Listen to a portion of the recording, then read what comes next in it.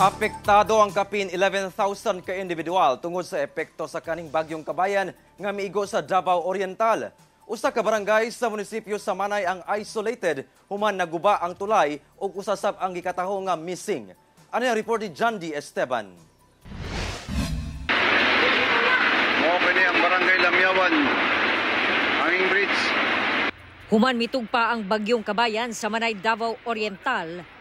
Mao na kini ang gibiling danyos. Ang pipila ka balay sa barangay Pichon nadatugan og mga punuan sa kahoy nga naapil og kadahili sa yuta.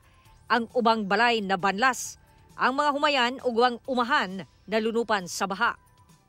Na-isolate ang kapin 7,000 residente sa barangay Lamyawan human naguba ang tulay nga nagkonekta sa kasikbit nga barangay sa Pichon. So according to the mayor, mga 7,000 people has been isolated, no, sa bukid. Kasi mountainous barangay yun, yung sa Sangab, barangay Pichon, mga Mandayan tribes ang nandun. And however, second day pa man, so we don't expect difficulty sa pagkain at saka sa needs nila, kaya may barangay naman doon. And hopefully mag-subside yung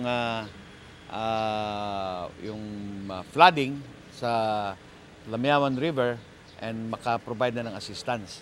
Gawas sa kapin 7,000 na isolate, anaasab sa kapin 4,000 ang apektado sa poblasyon Manay ug Caraga. Anaasay usa ka mag-uuma nga missing na anod matud pa kini sa bulog sa baha samtang nangolekta og mga lubi nga naapil og kaanod sa barangay Holy Cross. Yung mga coconuts na sama sa flood nung nag-collect sila, so na-swipe away siya ng river.